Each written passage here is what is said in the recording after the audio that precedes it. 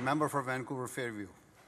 Thank you, Honourable Speaker. It's a pleasure to stand and talk about the value of investing in a knowledge-based economy in British Columbia. The topic of this motion, it's long been apparent to many British Columbians that this sector is vital to jobs and the economy in British Columbia.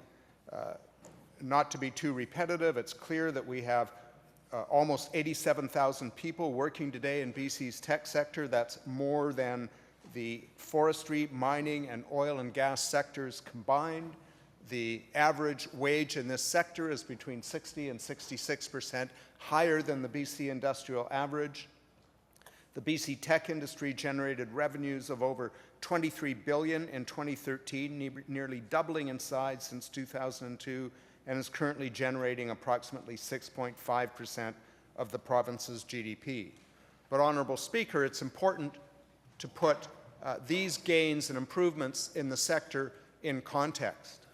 This government, repeatedly, it's become almost a feature of Monday morning private members' times, stands in this legislature to talk about the importance of the sector to BC and everything that this government is doing and has done to make it better, to improve its prospects, and to create more jobs. And yet the truth is, Honourable Speaker, they have done almost none of this. And what little they have done has been in the last couple of months, and there is no sign whatsoever to people in the sector that this will be rolled out in an effective way or a meaningful way.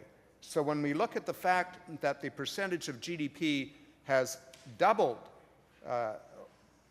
or the revenue has doubled since 2002, the BC Technology Industries Association created a roadmap in 2014 to double the percentage of GDP from the tech sector and add about another 32,000 jobs.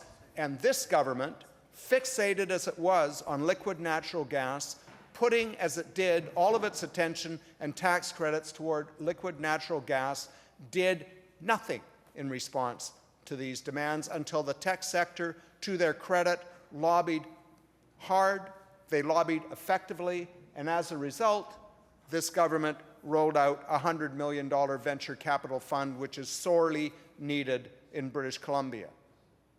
This government has also talked about addressing what the member for Vancouver Falls Creek talked about, the need to develop talent. And at the BC Tech Summit, the Premier stood up and proudly hailed the coming requirements for every student in school to learn coding, a requirement that was later downgraded to an opportunity by the Ministry of Education, as apparently the Premier misspoke herself.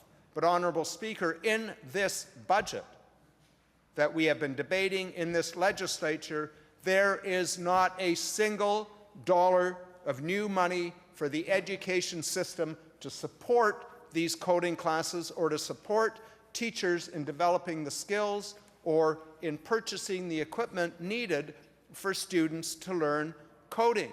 Honourable Speaker, the Minister of Education has said, and perhaps this is the reason why there's nothing in the budget, the Minister of Education has said, we don't actually need computers to learn computer coding. Honourable Speaker, we don't need computers to learn computer coding. Just think about that for a minute. I don't know about you, Honourable Speaker, but when I got my driver's license, it would have been a pretty pathetic test if I hadn't had any experience behind the wheel of a car, and there is nothing in this budget to support students to get those tools. Similarly, Honourable Speaker, we have no details whatsoever about how and when the $100 million will be available for investment. Let's look at what Kirk LaPointe said in January in an article in Business in Vancouver.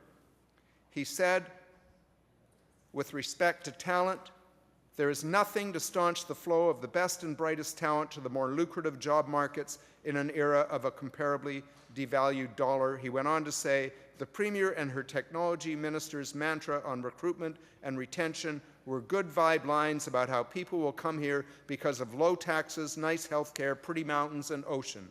What they didn't note were the so-so public transit and the so crazy price of housing, both of which this government has done nothing about and both of which are critically pointed out by people like Ryan Holmes as necessary to attract and retain talent in this sector. Thank you, Speaker.